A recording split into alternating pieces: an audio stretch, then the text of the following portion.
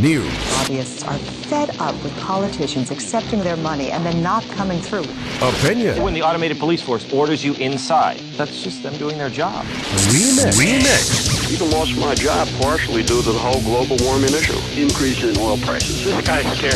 This is Top Story with Klaas and Jill Skeem, I've been a listener for about 20 years. How can you make me feel better? where the news meets your opinion. Pick up the phone and talk about it. 736-0300. That's 736-0300. Now, here's the hosts of Top Story, Klaas and Jill Skeem. Good morning and welcome to another Top Story at 736-0300. And good morning, Jill. Good morning, Kelly. How was your day? What's the matter? What? You went What do you like mean, this. what's the matter? You went like this. It's a Wednesday. Oh. Hello. Uh-oh. Guess what day it is? Guess what day it is? Huh? Anybody? Julie, hey, guess what day it is? Oh, come on, I know you can hear me. Mike. What day is it, Mike? Leslie, guess what today is? It's hump day. Woo-hoo! Okay, there you go. Now it's complete. What can I say? Now I'm happier. You know, Thank each Wednesday I try to just kind of forget about that. Why do you but try to do won't- that? You won't let me forget. It's Well, that- it's getting kind it of makes old. you laugh. It's getting kind of old. Oh, really? Okay. We need well, to move well, we'll on take a to poll. more cutting-edge It doesn't things. make you smile each time. I saw the corners of your mouth go up. I did. I saw you couldn't hide I it. wasn't laughing at that. Oh, really? No. What were you laughing at? I don't know. I can't Just say. laughing. I can't say. Okay, fine. All right. Whatever. Coming up this morning, we're going to be talking to the Magic Valley Speedway again. Another big race day coming up. Mm-hmm. We also have Gabe Cordova from Core Group Realty who will be with us. And then we have Twin Falls Vice Mayor Suzanne Hawkins at 9 o'clock for State of the City. That's right. Get your So- questions ready. Lots of stuff to talk about in the meantime also. Have a couple of interesting news items here. I had to chuckle when I read this from out of Ada County. Ada County Sheriff's Office searching for a motorcycle rider after a package that fell off his vehicle turned out to be full of methamphetamine. Really? 2 people in a car saw the motorcycle speed by them on Amity Road between Eagle and Locust Grove about 9 a.m. Friday. They say the rider was going about 80 miles an hour. I'm sure he was. When Was he on meth? When the car's occupants saw something fall from the back of the motorcycle, they turned around to pick it up. Inside the black plastic pouch was a bag full of white powder. The pair called the Ada County Sheriff's Office, and deputies verified the bag contained 72.5 grams of meth, or nearly 3 ounces. So they put it out on Facebook. They're looking for this individual so they can return his package. And you know what? He'll probably say, hey, that was oh, mine. yeah, that was mine. I need This it is back. like Chris Hansen when they, entrap you with anything. Or like we're giving out TVs and they're totally felons, Last week, the Twin Falls County Sheriff's Office made an arrest out on Highway 93 of a couple who was carrying, I think, heroin, several big items. They were speeding. Why did they do that? They either are speeding or they have a busted out taillight. That's a big one. Yeah. That pulls over a lot of people. They're doing something illegal. Something is amiss. It's like they're driving down the road with the window down, screaming out the window, hey, everybody, I've got illegal drugs. I know. Why do they do that? Or please stop me. Please stop Yeah, me. maybe that's what Please it is. stop Maybe me. it's Stop a me plea from for help. this. Maybe they think if I do something illegal, the police will stop me, they'll find it, and I'll get rehab, and I'll finally get cured of this thing. I doubt it. I think they're just stupid. They need to use their money towards fixing up their car. So they aren't stopped. That's kind of another thing, too. They have all this money that they're going through, but they always seem, well, I don't know. I can't say that's always how the much case. could a bad tail light cost? Yeah. It's usually a tail light. I It's know. usually you're speeding. I mean, know. it's something. So at any rate, We should be I had grateful. to At least chuckle they at catch that. them. And here's another one. If you're, we have a Okay. commenter on this. 736-0300, top story. Good morning. Oh, wait a minute. There we go. On, Hello. on Facebook, I saw a deal about a robbery in a house, and the robber logged onto his Facebook page. No. Logged onto his Facebook page when he was robbing a house, and then left Without logging out. Without logging out. The guy logged in and said, you left something at the house. If you want, you can come and get it. And the guy showed up. How bright is that? You know, I don't know what to say. I don't know what to say. It just shows, I guess, that the criminal element. It's not always the case, though. Not all the criminal element is stupid. Some of the criminal element are geniuses. If they would use their creativeness for good, they could be rich and have a lot of friends. But have instead, a nice life. Yeah, I don't know. I don't understand people. Well, I do know this. If you're, I don't know how much this cost the taxpayers. Maybe it didn't cost them anything, but I just thought it was crazy. San Diego International Airport has opened its first ever meditation room, located post-security in Terminal 2, in case you go by there. Airport officials said the non-denominational space, called the Spirit of Silence. Sounds lovely. The Spirit of Silence. I wish I had some music to play behind this. Oh, okay. I don't think I have any that would be appropriate for this. Okay. Okay, anyway, the Spirit of Silence, and also known as Reflection Room, it's nice. is a serene place for travelers to contemplate, meditate, or pray in a quiet setting before or after flights. I think it's actually a good idea because, it could be your last flight. Why not have a place to pray?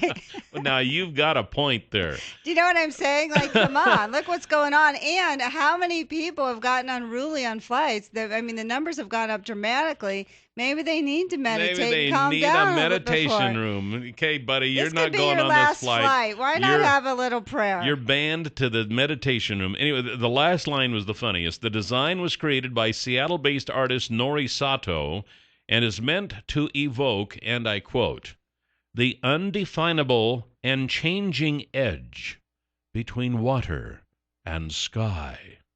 Does that mean your flight's going in the water? Hopefully, I thought it would be earth and sky, or maybe I don't know. In the sky. You want to stay in the sky, don't you?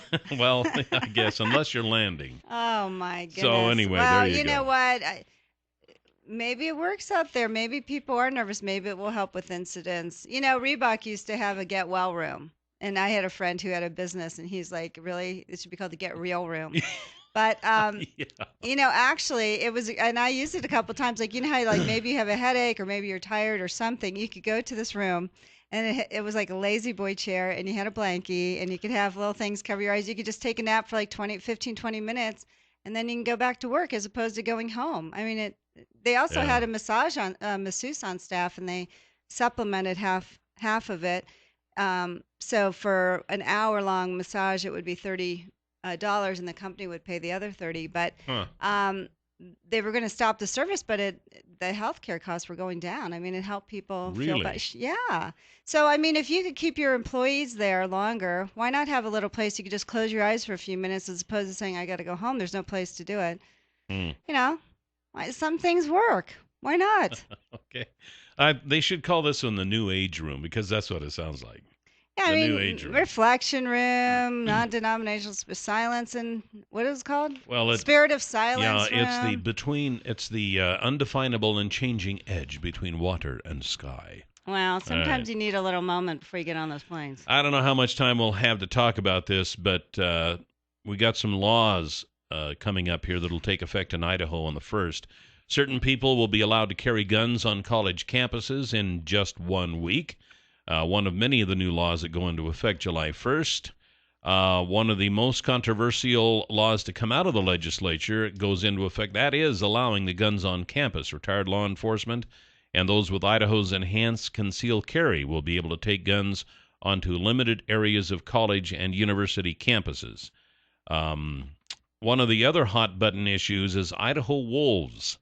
New this year in Idaho will be the Wolf Control Board, put together by the governor's office. They'll get $620,000 annually from general funds, fish and game, and the livestock industry to reduce Idaho's wolf population to 150 wolves and 15 breeding pairs. That is the minimum number of wolves needed to keep from being listed under the Endangered Species Act. One of the big changes you'll probably notice, the increase in interstate speed limits. The speed limit will go up from 75 to 80 miles an hour for cars and 65 to 70 miles an hour for trucks on rural stretches of I-84, I-86, and I-15. I'm kind of like the AAA guy. I didn't think this was going to be happening for a while. Well, in fact, we had Nathan Jerky with us from the ITD, and he said this is probably going to take a while to implement, but it looks like it's going in. Well, it'll go into effect as soon as the signs are up. The way I understand it, the signs are going to be going up almost immediately. But when you think about it, because when we talked to him about it, I mean, every highway road had to be evaluated, a study. Then he changed the signs, and I said, really, is it worth it for the and it was going to cost millions of dollars to do this. Like, really, who is demanding this? Who is demanding? Because people are driving 80 miles an hour anyway.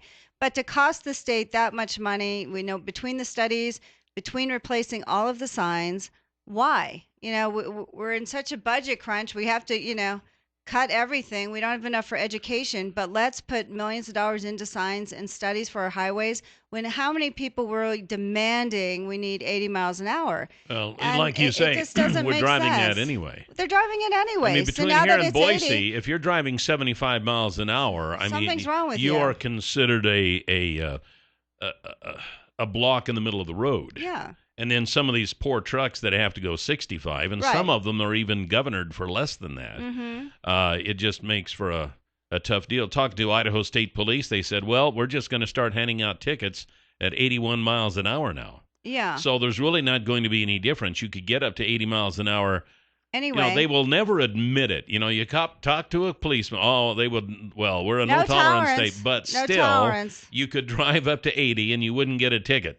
81 and they'd pull you over. Now they say with the speed limit going to 80 at 81 we're going to put, so there is no difference. It's just going to cost us money to do this. I know. I don't even understand the rationale. What they need to do is let the trucks go as fast as the cars. I think that would have fixed more than anything. Let the cars drive 75, let the trucks drive 75. Well, who even said that was a problem? You know what I mean? Like, who is demanding 80 miles an hour? And they have so many studies that show the higher speeds, the more deadly the accidents. So kudos to Idaho legislature for doing this. I guess, Utah has some 80-mile-an-hour limits, and one other state. Was it Colorado or something like that? But anyway, they said that they really didn't notice any more accidents going up to the 80 miles an hour. There's really not that much of it. I don't know. It just seems like much ado about nothing. They're going to go 85 now. You know that. 85, 90, and, it just seems like why? Why? Top story. You're on the air. Good morning. Good morning, Jill. I have to agree with you. What? Today's my lucky day. That speed limit of 80 miles an hour is a little ridiculous. Yeah, I drive 80 miles an hour all the time, but we don't need to change the speed limit to 80 miles. I know. Yeah, and it's costing us. It's getting changed. And it's costing the state a lot of money to change these signs and do these studies. And why? What was the big, who called in and said, oh, we need to go to 80? Come on. We got the Magic Valley Speedway next right here on Top Story on News Radio 1310 KLIX. 7360300 is always the number to call. If you haven't stopped by Bish's RV yet, this is like, the third or fourth day of summer now? Yeah, and we're burning, maybe? As John Wayne said, we're burning daylight. Well, we're burning summer here, folks. Stop by Bish's RV, pick out an RV, take it camping with you this summer. They have any kind of RV you can imagine. They have a full parts and accessories store. Anything you need for your RV, maybe you've already got one. Stop by the accessories department there and add something to it. There's no limit as to what they have in their 4 stores around the state. They're the largest RV dealer in the state. We happen to have one of their stores at the Curry Crossing between Twin Falls and Filer on Highway 30. Bish's RV, we want you to stop by and say hi and tell them that Kelly and Jill and Ashley and Travis sent you. We have Ashley Houle and Travis Thomas. Travis is from Sherry's Restaurant. Ashley is from the Magic Valley Speedway. We got another big race weekend coming up this weekend. Who's going to be racing? This weekend will be the Mountain Dew late models, Brennan's Carpet Street Stock, Super Stock. Sorry, they changed this year. Hard to change old habits, isn't it? Yes. Sherry's Cafe Hornets and O'Reilly Auto Part Thunder Dogs. And we're also having a pie eating contest this weekend. A pie eating? Really? Now, those going to be from Sherry's restaurant? The pie from? Sherry's is going to donate all the pies for the pie eating contest. I see. And what kind of pies? And does it matter? Or? We're going to have chocolate cream pies. Just watch for Sherry's employees running around giving out tickets to people to enter the contest. So how many people do you expect? Have you had anyone enter yet? Nobody's entered yet. We're going to do all the entering when we get out of the Speedway. We are doing a donation this weekend for 5 canned goods of food at the Sherry's restaurant. We'll give you a free ticket to get out there. So if they bring 5 cans to Sherry's, which you're located on Blue Lakes, we are. They get a free ticket to the races? They do. Wow, that's nice of you, Travis. So you do you make the pies? We make them in store, and we make some at our corporate office too. I see. Sherry's has won a lot of national competitions for your pies. Your pies are really actually really our cherry good. pie just won a national competition at the Crisco Awards. So. No kidding. Yeah, they have great pie, and you have sugar-free pies. And pies with natural fruit, so you don't have. We do a no sugar apple and a no sugar Marionberry. Well, how do you like that? Because sometimes we get his pies for Thanksgiving because we don't eat a lot. So these we are don't the eat same sugar. pies that they're going to be eating at the contest. Yes, they are. So it's just what? The person who eats the most? No, 2-minute warning. We're going to start counting down, and you're going to eat as much as you possibly can. And out of one pie, we'll choose a winner. Kelly, I think this is the contest for Just you. what? Just one pie? One pie. Let's see if you can finish it. I think Kelly can do it in 2 minutes. What do you think? Surprise! Last year we did a drivers competition versus fans, and the driver that won, he is like $160. Yeah. Real tiny, real scrawny, and he outbeat everybody. Did he? Did Yep. he eat the whole pie? He did. He ate the whole pie. Yeah, and then he went and raced. Oh my! Did he have a little? Was it one of those sugar-free pies? No. Probably gave him the energy for the rest of the night. I was going to say, did anybody furnish him with some insulin or anything like that? Well, that sounds like a lot of fun. Yeah. When's the contest going to be? Is going to be what, between races or beforehand or? During intermission. Okay. So what time do the races start, Ashley? Gates open at 4. Qualifying is at 6:30, and we begin racing at 7. So don't forget, bring your 5 cans of food. You get a free ticket to Sherry's. All canned food goes to South Central Community Action. You mean the canned foods to Sherry's, and they give you a free ticket to the races? Absolutely. Okay. All right. So back to this pie eating contest. Yeah, I think you piqued his interest. Are there any age limits? No, we're going to do a men's category, a women's category, a kids category, and a racer category. Kelly, I think you need to do it. You can have a feature eater. I would fit in the kids category, I'm pretty sure. Well, if you do enter the kids category, if you're the winner of it, they get to do the ride along with one of the racers. Oh, you're really? kidding. Well, that'd be cool. How old do you have to be in the kids? What's the limit? Under 12. Under 12. Is there a minimum age for that? Under 12. Just under 12. All right. I'm sure a 3-year-old can really down a pie. Unfortunately, I just barely missed that. I know.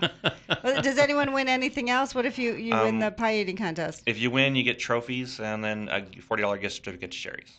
Oh, Kelly, really? I think you need to try it. I think you should be your feature eater. What do you think?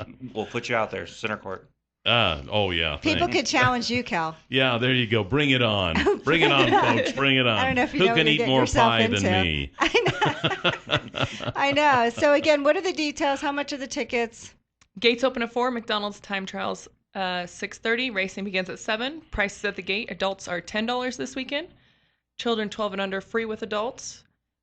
Seniors is $8, and military is always free with ID. Okay, great. So this should be a lot of fun. Oh, yeah. And you had a good weekend last weekend, didn't you? Yeah, we had 1,400 people. The crowd was packed. Wow. I'm So sure is that a record or? No.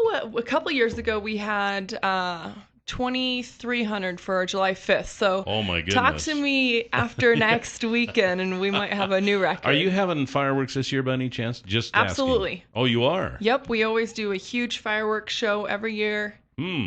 So it'll be That's good. a lot of interesting. fun. Yeah. Is it going to be bigger than the Twin Falls 12 minutes worth?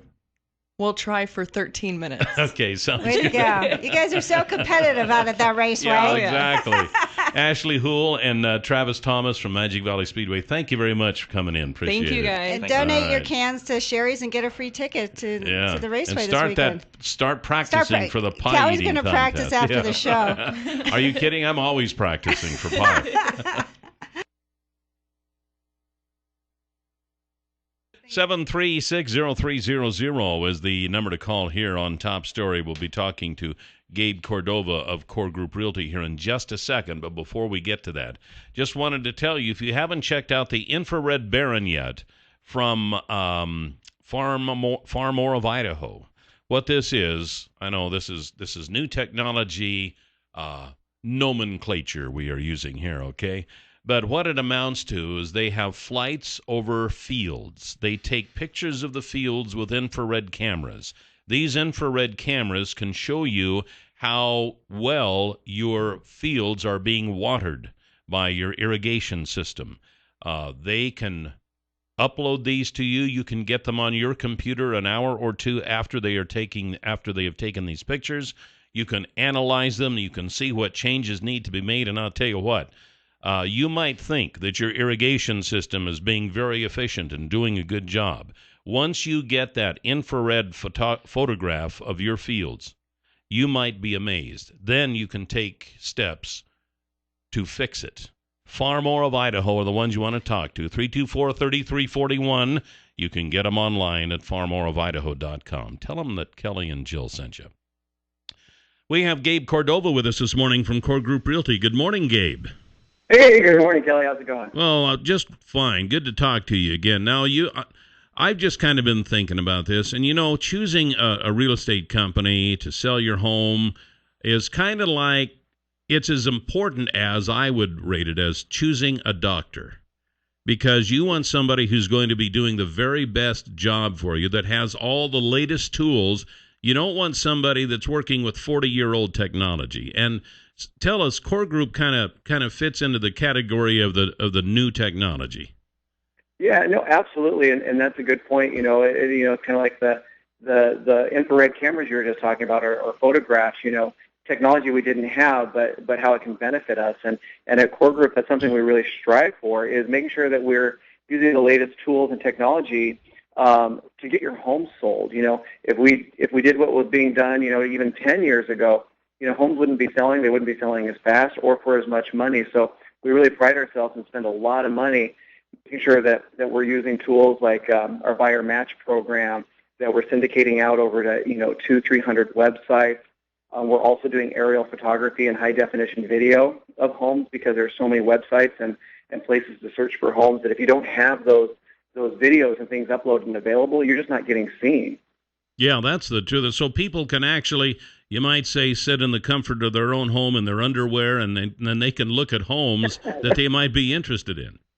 Yeah, no, absolutely. And, something, too, that's different about Core, Core was founded on the belief of client-oriented real estate, and that's where Core came from. And everything we do really has the client in mind, our sellers, what's going to best benefit them from our initial meeting, and being just upfront and honest about value, time frame, market, to who we have on our team. We only have full-time people working on our team to service our clients. It's kind of like you said, when you're choosing a doctor, you don't want somebody that's a part-time doctor and a part-time something else. You want somebody who's focusing on their craft. They're mastering that craft. They're not focusing on anything else. And that's what we pride ourselves on here at Core when we're servicing our sellers and taking these listings and selling these homes. Now, you've been in the Twin Falls area for quite some time, and I know that a lot of folks have taken advantage of your services. Do you have any success stories? Because I know I've seen some of your success stories, that somebody will list their home, and within 24 hours, and I know that these aren't, they don't happen all the time, but they do happen once in a while. And I tell people, if they're going to sell their home, to give you a chance, 24 or 48 hours, but they better be serious about it, because chances are you're going to be successful. Yeah, we have our 24-hour guarantee. That's something else that's unique to us. And what that 24-hour guarantee is, if you're not happy with our services after 24 hours of being on the market, you can fire us. It costs you nothing. Homeowners put a lot of work and a lot of time, effort, money into getting their homes ready to sell. I mean, it's not easy. When I talk to people, they're like, gosh, I got so much work to do. The agent, should be putting just as much time, effort, and work into selling the home as the homeowner is trying to sell the home. It's really a team effort. And, that 24-hour guarantee, we put so much time, money, and effort in before we ever hit the market. The sellers are really happy with us. I hear all the time, they're like, wow, I've never had an agent come by my home so many times and do so much work before we ever even hit the market. Yeah. We take that very seriously. Now, they can check out your website. Where will they go for that? Getmorewithcord.com. If you're looking to sell your home, whether you're relocating out of the area or just relocating here in the Valley, just getmorewithcord.com is a great place to go. You can put your information in there. We'll reach out to you immediately, or you can reach us at 933-2673. All right. So you're easy to get a hold of. I know that from personal experience. So, Gabe, we thank you for taking the time to talk to us, and we'll talk to you soon. Hey, I appreciate it. You guys have a great day. All right, you too. Gabe Cordova with Core Group Realty, 933-2673, or getmorewithcore.com. If I were selling my home, Gabe would be the first guy I would call. We have more coming up here on Top Story on News Radio 1310 KLIX. We're sending advisors into Iraq. Looks like we might be, I don't know, you think we're going to be going back into Iraq? So many Americans say we shouldn't, but many believe we will be. 7360300 is the number to call here this morning on Top Story. Going back into Iraq, do you think we should? Do you think we'll wind up there? A new poll is out, which has some interesting results. But before we get to the poll, let's go to the mailboxes. That's right. Go to the UPS store. They're located on the corner of Blue Lakes and Addison. And you say, Charles, I need a mailbox because I'm moving, or because I have a home business without a retail location, or I'm worried about the security of my mail. And he'll say, fine, did anyone send you? And you'll say, yes, Jill and Kelly sent me. And then he'll say, how long do you want your lease? And depending on that, you'll receive 1, 2, or 3 additional months free. But you must tell them that Jill and Kelly sent you. While you're there, you can print, you can ship, you can make copies, you can buy a cute little animal card. There's no drop-off fees for prepaid packages or mail, and you can easily design or upload your projects from any place, anytime, and they will print them out for you. No questions asked. Anyway, the UPS store, they're great to work with. They're so pleasant, and they're on the corner of Blue Lakes and Addison. Tell them that Jill and Kelly sent you. By the way, coming up at 9 o'clock, we will have Twin Falls Vice Mayor Suzanne Hawkins for State of the City. A couple of things to talk to about there. I think the City Council awarded the bid for the, what do you want to call it, refurbishing, the increase of the wastewater treatment plant. A couple of the council members have been elected to a statewide board, so should be an interesting conversation. And also, there was a big deal about the zoning committee last night, or on Monday night. Oh, really? I did not see that. Did you not watch the meeting? I guess I didn't. Yes, well, that's how I go to sleep at night. No, I'm kidding.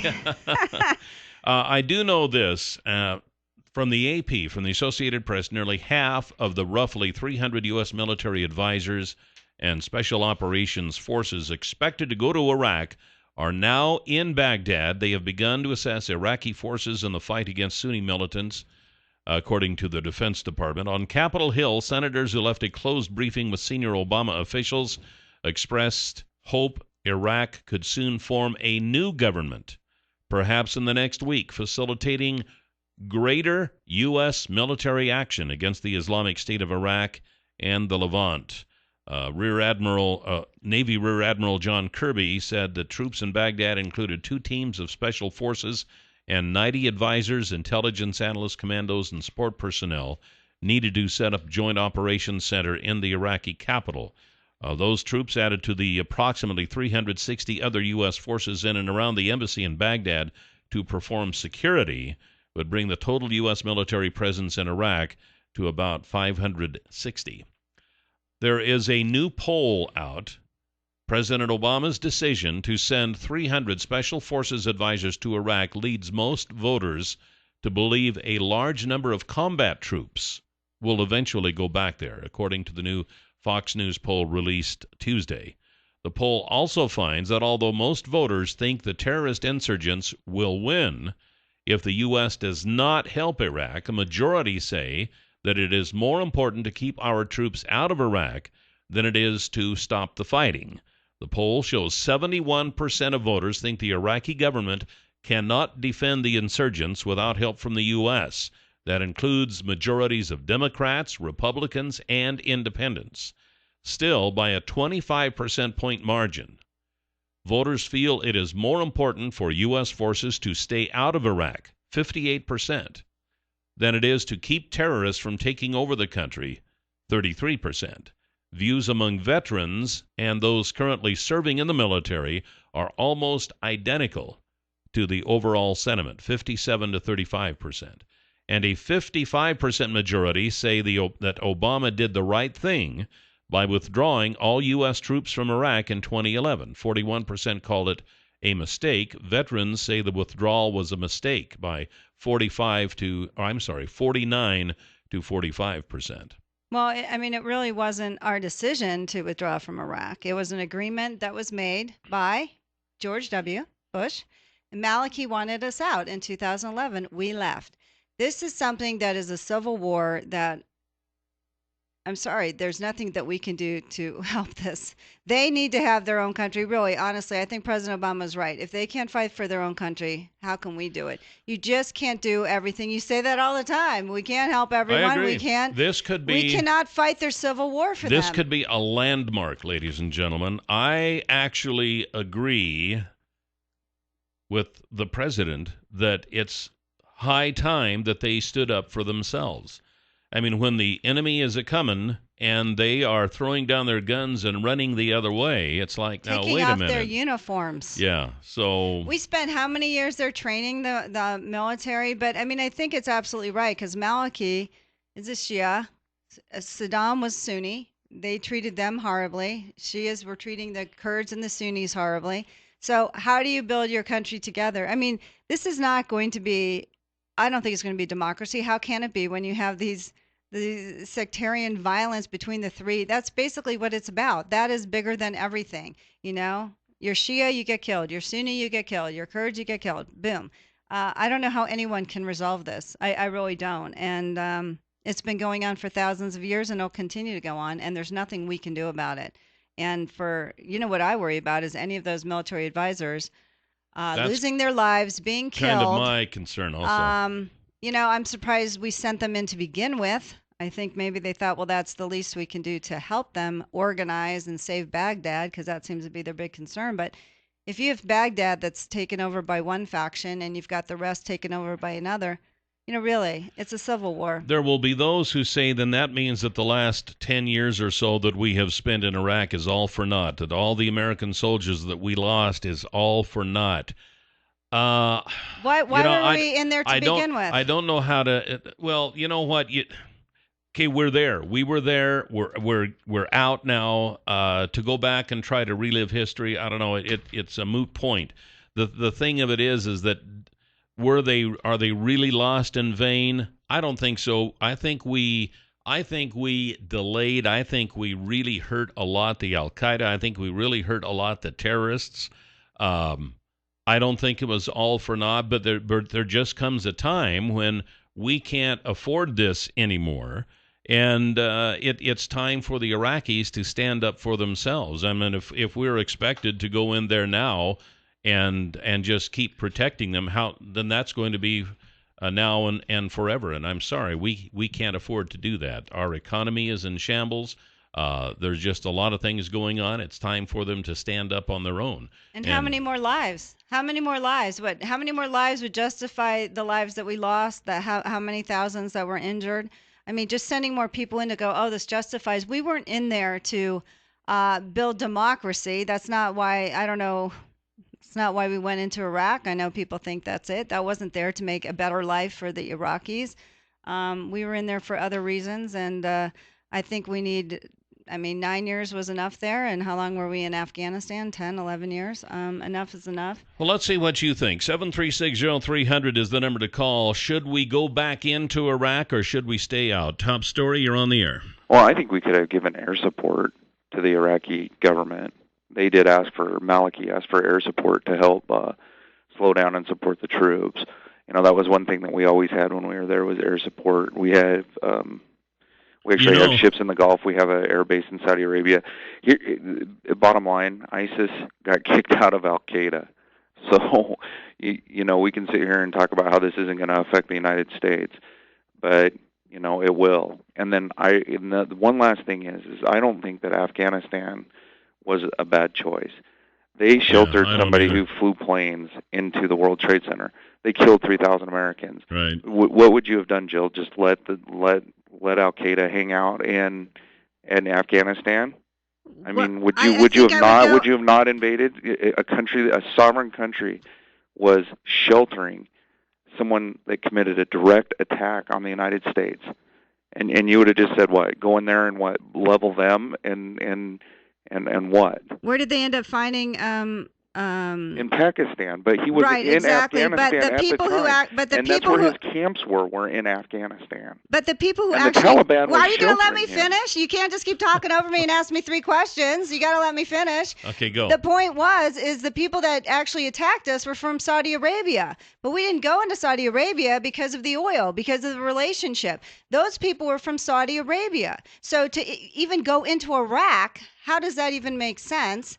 And then, we could get Osama bin Laden other ways, but to invade a sovereign country, no, I don't think that was the answer. Let's stay on task now. Should we go back into Iraq with don't think troops so. or not? I wouldn't be surprised if we give them some air cover, and that wouldn't really bother me. The only thing of it is that if it expands upon that, well, we got air cover now. We need to send in just a few troops into this little area here, and we could wind up and how long do you give thing. air cover for? And when you stop air cover and then they keep marching to Baghdad, how long do you this is like a problem that's never going away. I don't know. I think if it's done right, if we send in the air cover, we can blow them to kingdom come if we will and do more it. come back. The problem of it is we don't let the military fight it anymore. It's all politics. Let the military go in there, do what they do best, blow them to kingdom come, and we can finally win this thing.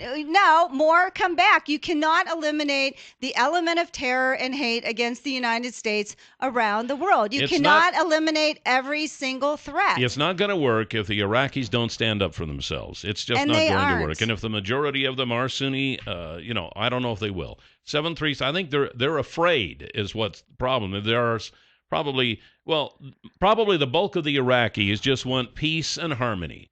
But there's a few of these radicals who want to take over the world, and they are scared of them. And that's what's happening. 7360300, top story, you're on the air. Should we go in or stay out? Yes. Hello? Yeah, go ahead. On. Okay. Yeah, I think we should stay out. I think this is a never-ending problem. Yeah. But I think the thing is what they should have done is when we went into Iraq, I think they should have took Saddam out covertly and cut a deal with the Republican Guard. You got to have a power army in there to control that. And I think by the way we went into Iraq by invading and occupying was totally not. This is what happened by doing that. I think they should have cut a deal with the Republican Guard, and because they were the strength then, they were the stability. Yeah, I don't know. I hadn't heard that theory before. It may be interesting to contemplate. Well, they didn't really plan why what they were going in, what their exit strategy was. They're like, if you heard all the neocons, it was going to be what? 6 weeks, 3 months, we'd be liberators. This will be in and out. No, Shia and Sunni don't fight. Rather than reliving the war, let's just ask, should we go in or stay out? It's the same problems. 7360300, top story, you're on the air. Go in or stay out? If we go in, it would be with the exclusion we did like we fought World War II. You go in to win it, you don't tie the soldier's hands. Otherwise, we don't go in at all, take back the weapons we give both sides. Well, you know that the ISIS is using a lot of the military equipment, apparently, that we left there. So that's always a bad thing. So go in or stay out. 7360300, top story, you're on the air. Go ahead. Good morning. Good morning. How are you today? Oh, very good. Hey, I just wanted to say I agree with most everything that both of you have already said, but I think what we're doing here, in the discussion is missing the main point. What is the final goal, or what do we really need to have happen there? And so, if they are going to have terrorists that are going to come over here and affect the United States, I think we do need to go over there and do something. It's not just to support the Iraqi people or to try to, help them out so that they're not under these terrorists. But in the long run, what is our main goal? If it's not going to do anything, if it's not going to help the United States, then I agree. I say stay out. But in the long run, if it's going to be worse for us to stay out of there, I think we need to go in. You're right about, the cost being so high and how it affects us. But in the long run, if we do need to go in there and stop those guys, it's going to cost us a whole lot more later than it will now. But you cannot stop the terrorist threat around the world from everyone who hates us. I think we should, make sure that our security within our borders is good, and we have intelligence, we have drones, and you're not going to stop every evil person that hates the United States. You just can't. It's like the president said, it's like whack-a-mole. You just can't. So we need to make sure our security is safe and be on top of it. Well, I'll tell you what, we're out of time on this subject, but we do have the State of the City coming up this next hour with Twin Falls Vice Mayor Suzanne Hawkins right here on Top Story.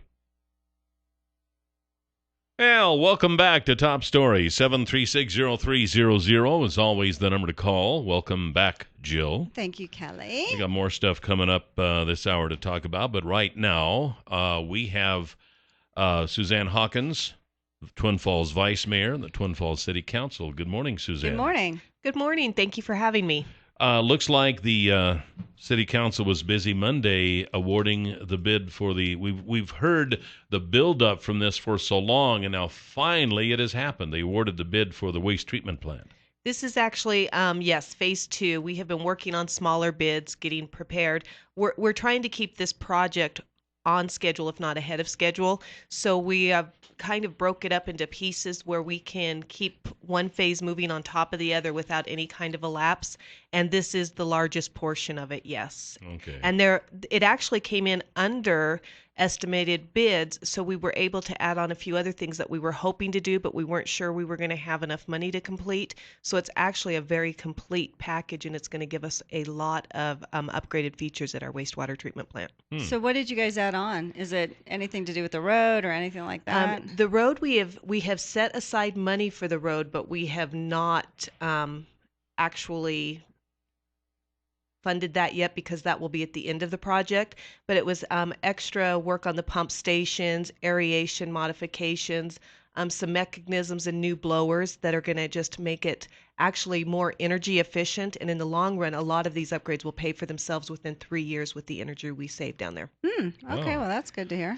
Yeah, it's very seldom when a government project like this works out to be something that actually saves you money. So. That is correct. So when is the completion date on this? The completion date isn't until 2016. Okay, so that'll be a while. Now, I know that they've had some issues with the roadway and the pedestrians and the trucks and the cars.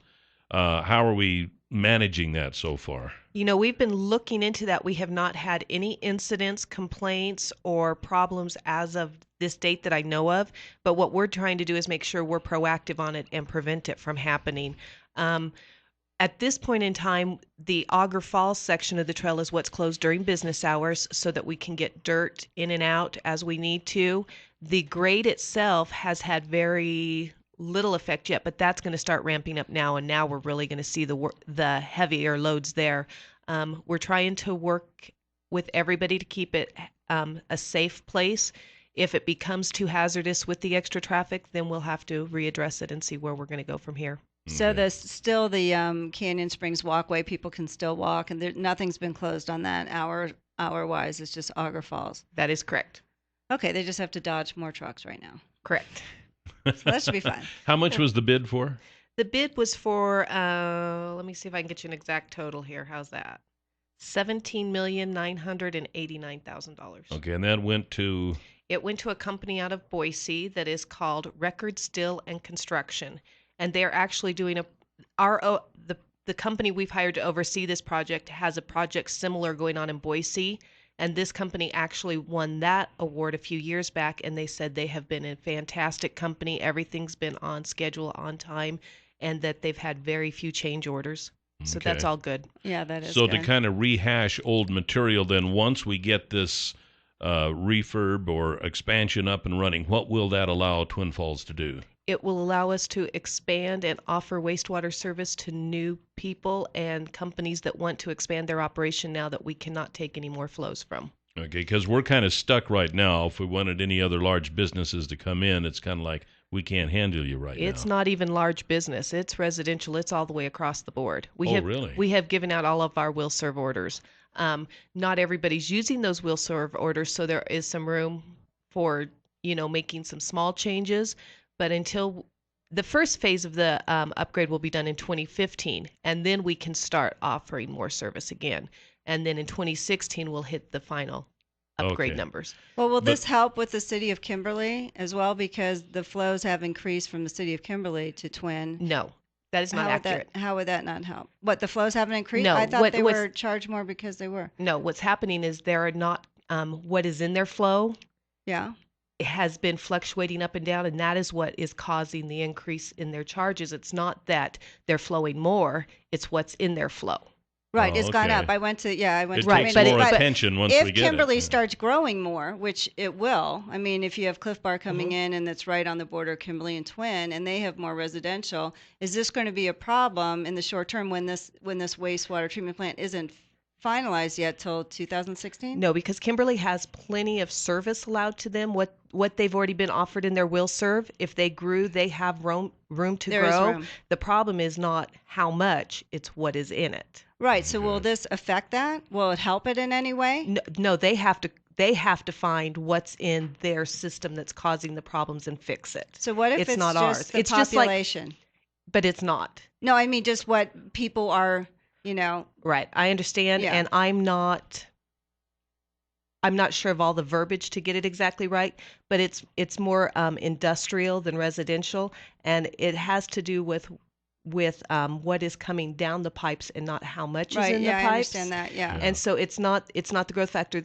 Kimberly's looking at, they're going to have to look at figuring out what's coming into their system and where it's coming from, because at this point they don't know. We've sent our engineers out to try to help them get control on it. And so they're going to have to make some decisions now on how they're going to control what's actually coming into their system. So, okay, but say Kimberly does grow with population, they're obviously going to have more flow. Will this help with that? Or do they have to just It will, we need room for more flow. So yes, but right now we've given them will serve for more than they are flowing, and it would take a long time for them to hit their max at this point in time. It would. Okay. Yes. Okay. Well, that's good to know. As far as I know there's still houses being built and such, so there's, like you say, not everybody is using, what do you call it, the Will space, serve. the will serve. So I remember hearing something a while back, they will allocate theirs to somebody else so they can continue building, knowing that the completion of this is going to be in 2016, and then everybody will be back to normal, I guess you might say. Correct. Okay. So if people aren't familiar with the term will serve, what does that mean exactly? When you go in to get your land platted, and at that time you have to do an engineer study on how much you're going to add to our flow. And so if there's room at the plant, we issue letters saying, yes, when you build, we have the ability to take care of you.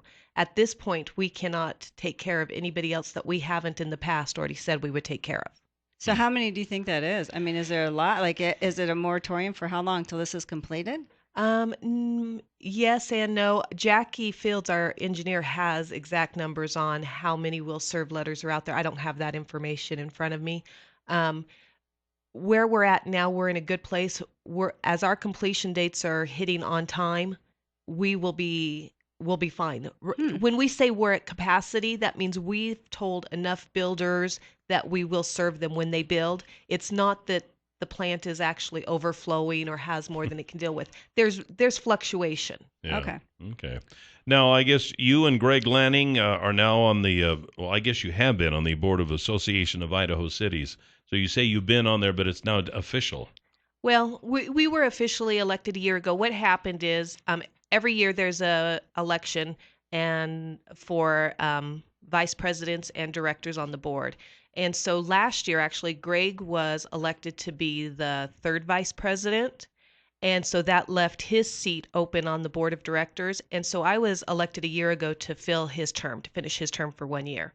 So last week at the Association of Idaho City annual conference, I was elected for a full 2-year term. And during the November elections, some of the previous board members either chose not to run or were not reelected, which opened seats on the executive board for the vice presidents. So Greg actually jumped up 2 seats. So he will be the president next year instead of having 3 years to work up to this opens a can of worms here. Wow. We're going to have Is he limo happy about service when he this? comes out I know. here. And... Who can deal with this man now?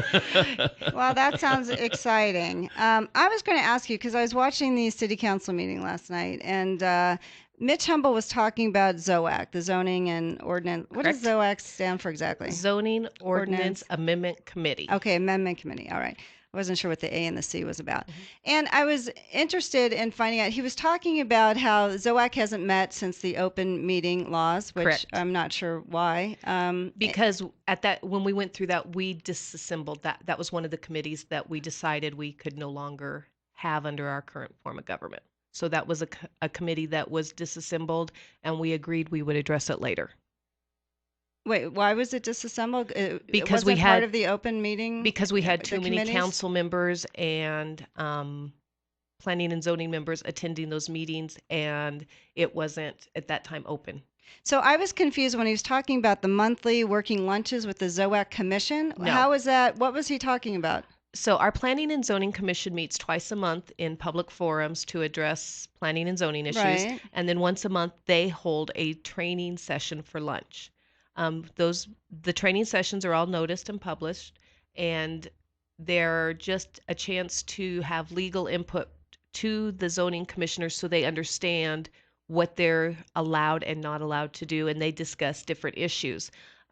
During some of those training luncheons, there were updates previous to the change in the open resolution where in the subcommittee, the ZOAC subcommittee would be working on an issue, and they would bring it to that training session to update the planning and zoning commissioners on what they were addressing.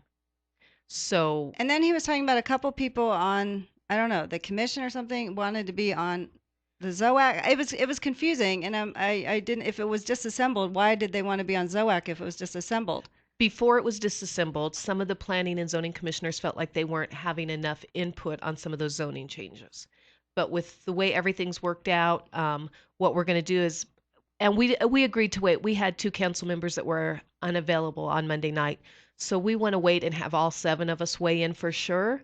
But the direction it looks like we're going to head is probably planning and zoning with the oversight of 2 council members are going to look at those zoning amendments and then bring them to the public forum at a planning and zoning meeting and then before the council. Because they mentioned July 8th. So is that official that they were going to have the public hearings July 8th? That's what was in there. There are some of the amendments they've been working on previously that city staff took on after we disassembled ZOAC, and they have finished the work on those changes, and they are going to have public hearings on those on July 8th. And those were dealing with the pretty significant stuff. Although in the attachments of the amendments, they didn't explain what it was. I mean, they would say like building, whatever, but they didn't say what it was going from to. Where could you get the details on what they were changing those to? That will be published before the July 8th meeting, so you have all that information on the city's website. So they just go to tfid.org? Yeah, I assume it'll be spelled out on the agenda for planning and zoning, because that's where it'll go. Because I was kind of confused by that. You can find everything you need to know at tfid.org, right? Exactly. Well, then it's helpful because then I can ask Suzanne, because I'm like, okay, I'm a little lost in this discussion. So thank you. It is. It's very confusing. It is confusing, yes. All right. But thanks for answering my questions. You're welcome. Twin Falls Vice Mayor Suzanne Hawkins, we appreciate it. We'll see you next time. Perfect. That's right. Thanks, Suzanne. This is Top Story on News Radio 1310 KLIX.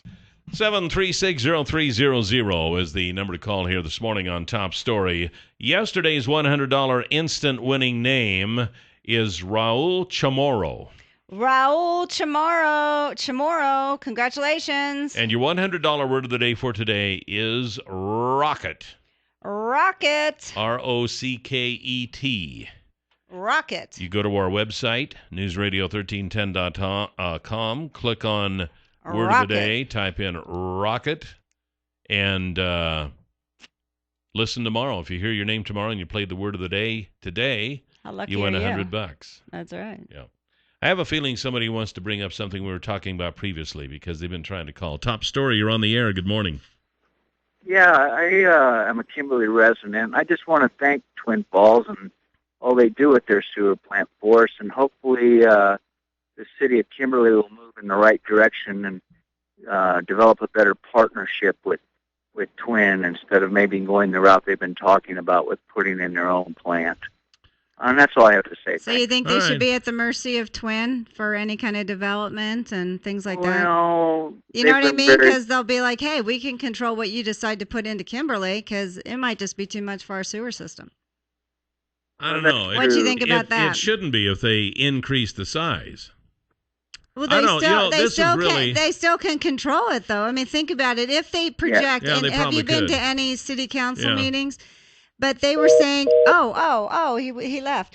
But they were saying that, growth in Kimberly could be up to 29,000 people. Now, do you think Twin sewer system would be able to handle 29,000 residents, not to mention commercial? I don't know. I can't say that it couldn't.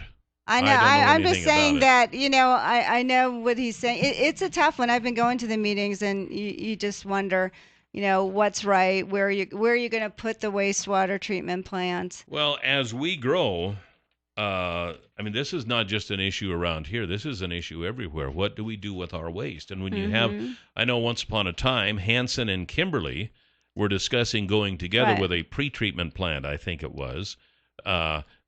But then again, can small towns like Hanson and Kimberly, even if they do combine resources, would they be able to afford something like that? Well, that's what they're looking at now, and they're looking at maybe a pre-wastewater treatment plant. Kimberly. Are they still looking at? Because I know they were looking at it some time ago. At the meetings. Oh, okay. Yeah, they just had a public hearing last week on it. So, I think it's a big decision, and and I don't know. I don't know how I feel about it. The thing of it is, when you build something like that, you are dealing with the EPA and so many different federal agencies and rules and regulations, and everything is expensive now, and it'll never be cheaper than it is today.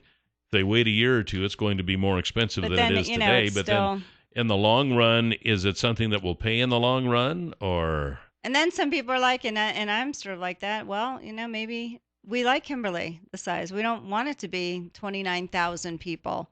Honestly, I don't understand. Everyone talks about, growth, but when you talk to people, the citizens, and when you talk to neighbors and stuff, I'm just like, hey, I don't want this. I don't understand who's pushing this. Everybody Is it just wants developers, the growth. Realtors? Everybody wants the growth on the other side of town. They Except don't want it's it encroaching in their on neighborhood. our side of town. It's right up against Kimberly, so we're dealing with Twin Falls growth. This is a sticky situation, and if you don't have growth, then you have stagnation. You don't have jobs. On the other hand, if you do have growth, you have other problems. You have people who live in areas because of the environment. That's why I've lived here all my life. I like living out in the country. I like it when the nearest neighbor is a quarter of a mile away.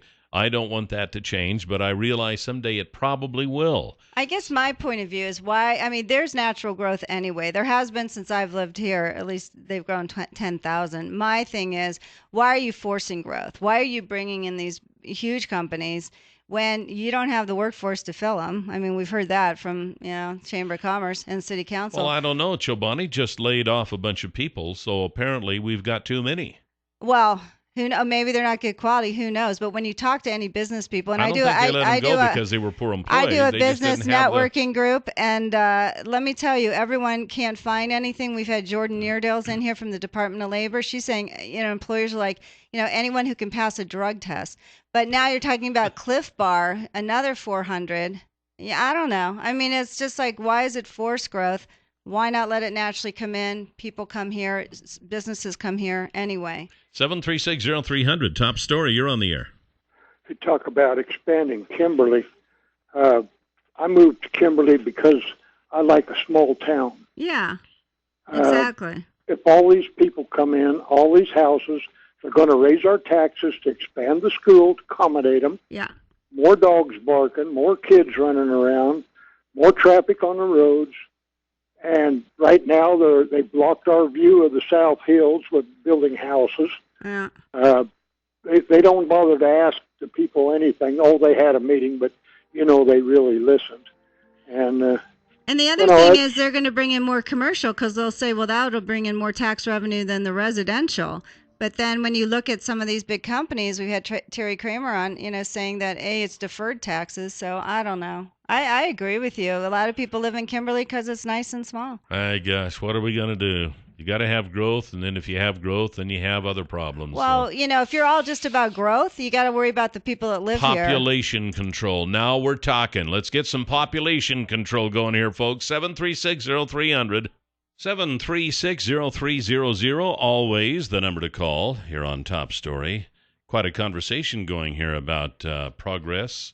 Or I guess would it be a development versus non-development? Or and you have to say, how is it really progress? You know what I'm saying? If when your quality, I saw my mom's town in Rockwall, Texas. I'm telling you, it was cute like Kimberly, little cows in the pasture. You wouldn't recognize it now. It's disgusting. Well, before I don't think it was progress. Talking about the wastewater treatment plants and such, here this is kind of on that same line with Stanley and Company, the Lowen honey loader. So if you have a feedlot or dairy where manure is an issue and you have to move it from one point to the other, get a hold of Kelly and ask him about the Lowen honey loader, capable of loading all types of manure, anywhere from liquid to frozen and dry, up to 7 miles an hour. And if you've ever loaded manure with an old manure fork or a scoop shovel, you will know that loading it at 7 miles an hour is a vast improvement. But if you want to see one of these Lowen honey loaders in operation, you can call Kelly at 404-2997. He can hook you up. He can take you to one of these operations that uses one of these Lowen honey loaders, and you can see how it actually works. You could actually challenge the honey loader. You could say, who's faster? Can you keep up 7 That's miles an right. hour? You could have contests. That would be fun. Why not? Let's have a contest. Honey loading. Loading it by hand or loading it with a Lowen honey loader. You can do it faster. Kelly's number is 404-2997. That would He can be funny. fix you up. 736-0300, Top Story. You're on the air. Good morning. Good morning. Yeah, what I think we ought to do is we ought to come up with the Twin Falls Native Club. And if you haven't lived here for 2 generations, we show up at your place with a U-Haul and we kick you out. Hey, Jill. There you go. Jill. What? Are you from Twin Falls? No, but my husband's from Buell. Oh, I that's came not here Twin because Falls. of a That Buell don't count, man. does it? That Doesn't don't count. Sorry. We don't live in Twin. We You live in have to Kimberly. you have to get a divorce. We live in you, Kimberly. you have to leave. What does that have to we do with can't. Twin? We cannot have growth in the area. If anybody moves here for being married, no more. Well, I guess we can have kids. But, okay, thank you. But no, I think that it's funny. The kids can stay, but the parents have to No, leave. but what huh? I'm saying is, I'm saying the forced growth. You know what I'm saying? Let me say one thing really quick. Go ahead. I have a daughter who just graduated high school. I have 2 more kids that are in high school, and you know what's breaking my heart is as soon as they're graduating, because the fields that they want to go into, they're not going to stay here in Twin. Mm-hmm. There's not enough good jobs. It's something that I hear people lament about all the time about, oh, our kids, when they graduate, there's just nowhere for them to work. There's no good jobs in Twin Falls unless you want to do retail. And then you have a place like Cliff Bar and Chobani, and these other people move in. And then everybody wants to complain that Cliff Bar, Chobani, and the growth that comes with it, these people move in. Remember, though, this also provides good jobs for local people so they don't have to leave. I mean, how many people did you know in your graduating class, how many of them that graduated from Twin Falls High School are still in Twin Falls? Oh, hardly any of them. Because they all had to move to get jobs. Yeah, Would your that's right. daughters, That's right. were their job But- fields be at Cliff Bar? For my daughter, no. Right. See, that's just the thing, and that's one of the things we have to realize is that Twin Falls is not going to be able to hire everybody who graduates because people who want to go into different fields that we just don't have in Idaho, let alone Twin Falls. Yeah. You know, I mean, for those who want to farm, this would be the perfect place to stay. I don't know many kids who want to graduate and go into farming these days. But also, we don't even have a medical school in Idaho, do we? Isn't that part of the problem as well? They have did to they go. get one in Boise? I don't think they did. I know they were working on one at one time. But the point of it is you know, you live in Kimberly. How many thousand people live there now? What, maybe 3,500? I don't know what it is. But to go from that to 29,000, I mean, you know what I'm saying? That's going to be a while. That's not going to be an overnight deal. It wasn't that far away when you looked at it, honestly, on the plans. But when you think about it, why people live in Kimberly, so I'm talking about forced growth. Do you have to bring in mega companies for everything, or do you just grow naturally? And I say a lot of them you do grow naturally. A lot of people are coming here anyway. What about natural growth? 7360300, top story. You're on the air. Hello? Yes. Yeah, how are you? I'm really scared because I'm on the verge of agreeing with Jill. Oh, come on. I've had someone agree with me today after 5.5 years. Why shouldn't you join them? Well, let me tell you the reality. From my perspective, is I'm a farmer south of Kimberly. And the thing that's kind of shocked me this year is my property taxes, which sustains this real growth you're talking about, increased. All of the farmers in Twin Falls County, and I'm surprised you haven't heard about that, has gone up 50%. Mm. And it just floors me when you see all these new companies come in, Yeah. and they get a free ride as it relates to incentives to come here. But the other thing is, there's only a handful of those that are what I would consider jobs to have your children stay here. The rest of them are minimum wage jobs. Right. Mm-hmm. And Idaho's already getting slaughtered in the press because we adhere to the minimum wage. So it's like we're getting hammered on both sides. But my real concern is that the issues that have increased this tax base at 50%. Yes, we've seen good commodities for the past couple of years. I don't know if it's ever sustainable, but the thing that concerns me is that 50%. Can you hang on through the break? Sure. All right. Yeah. All right. Don't go away. This is Top Story.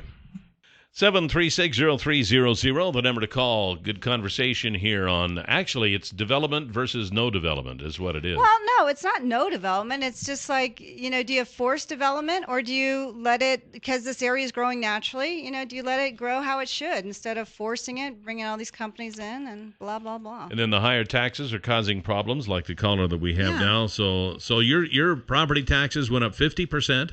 Yes, all of the agriculture property in Twin Falls County, apparently, I don't think they just targeted Kimberly, but possibly, has increased 50% this year. And a lot of farmers probably don't know it. They just got the notices a few weeks ago. And I called, and they said, yeah, that's what we're doing. It's all based on farm income, which is actually, honestly, been the highest it's been in a decade. But they're basing it off that. And it's not going to go down in next year or 20 years from now. It's permanent. So when you're finally getting to the point where you're making some money, then here come the taxes to take it all away. Welcome to America, and I don't my have friend. a problem with paying taxes. The issue is, Right. what are they used for, and who's getting the free ride on the back Yeah. of our local farming economy? And that's what concerns me. Well, here's a thought. Did you ever think of this? So I'm going to put on the conspiracy theorist hat.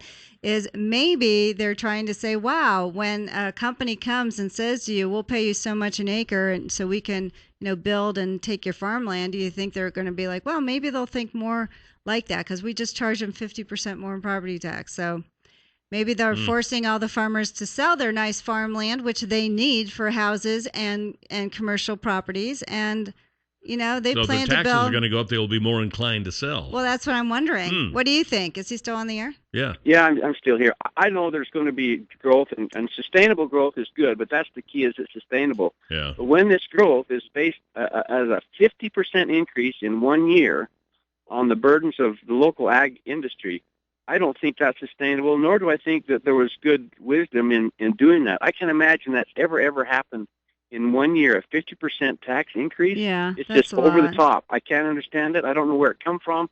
I'm one of the only farmers they said that's complained about it, but I'm going to Gather I'm your going to see farmers what we up. can do. Who'd you call, the assessor or the county commissioners? The assessor's offices, and I get to go to a review board, and I already called, and they said, well, it's not going to change. It's based on the commodity price. Well, it doesn't adjust down. Yeah. Never had taxes go down. Right, exactly. Yeah. Yeah, when the commodities go down. That's interesting. Hey, let us know how that turns out, will Yeah, ya? keep us informed. Well, I'd appreciate you becoming involved. You really do represent the community, and I like some more involvement from the press to help us understand what the real picture. And if we're going to have sustainable growth, let's talk about it. Well, we need to get let's get county commissioner back, Terry Kramer back in here. He was in here a while back and talked briefly about that, but now that we kind of have a particular situation to talk about, that might be interesting. Well, I've been going to the city council thanks meetings. for calling. Appreciate that. Maybe he should too. I mean, you got to start getting involved in your community and see what's happening, and it's a big deal. 7360300, top story. You're on the air. Good morning, Kelly. Good morning, lovely Jill. Good morning. Congratulations on your podcast. Oh, have you seen him? No. Okay. I'm like, oh my gosh, how's my hair? No, I'm kidding. You know what? I don't care what day it is. I don't care what time of the day it is. You always are beautiful. Oh, isn't that sweet? What Holy a nice caller. smokes. Wow. The one thing I wanted to say is, if you notice the growth in the Magic Valley, it's only like big businesses which get like 20 years break on their taxes. Well, they gotta get it off somewhere. And so who is it? Well, a lonely farmer who employs a few people and pays good wages, but the big box stores just only pay like minimum wage, and that's what they're trying to get away with. And also, like, the only other businesses that are growing up here are the jails. If you notice, Jerome going to double up the prices. Oh, who do you think is going to pay for that? Yeah, that's right, the little people. And also, Jill, there is a medical school. It's in Idaho State University. It's a CA program. Is it? Okay. Yes. All righty. Well, that's my 2 cents. Thank you. Thank you. Well, whenever you talk development, and this is not the first time I've heard this argument come up about what about the businesses who've been here all these years and have supported the area, and then a new business comes in and they get all kinds of tax incentives and this and that and the other. So, and then we had Terry on, a week or so ago, and we asked him about that and this tax deferred. He says, a lot of the money, like say Chobani, $17 million went into the infrastructure, but then you wait like 10 or 20 years to then get the taxes from them, but now it's at a depreciated rate. So you're not getting the taxes right away from these companies. I mean, it might go into infrastructure, but, you're not getting the tax base. So when they keep saying we only need commercial to build up our schools, you're thinking, well, how long is that going to take then? 736-0300, top story, you're on the air. Hi there. My opinion is that growth is good. Because in one day, Idaho will be just like California. Bite your tongue, young lady. It's happening every day. Just look at Jill. What am I? What? Look at me, what? I'm not from California. I'm here because of my husband. I think she was talking about your ideology. Oh. I was going to say Idaho men are like Alaskan men. They go out, they find women, and they bring us back. This is not my fault. You guys go out, you find us. You bring us back. We need to blame Tom. Tom. That's what you're saying. Tom came to Philadelphia. That's where I met him. Philadelphia. Well, it's time now for the Huckabee Report, brought to you by Waddell & Reed. Give them a call at 736-6563. You can hear the Huckabee Report each weekday at this time, brought to you exclusively by Waddell & Reed, Laura Nelson, Josh Funk, and Steve Stanger, financial advisors. And the number is 736-6563.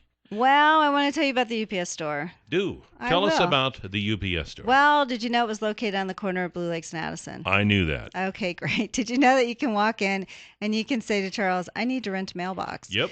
Did you know that if they tell them that you or I, Joe or Kelly, sent them, they'll receive 1, 2, or 3 additional months free? Especially if you tell them Kelly sent you. I think it's better if you tell them Jill.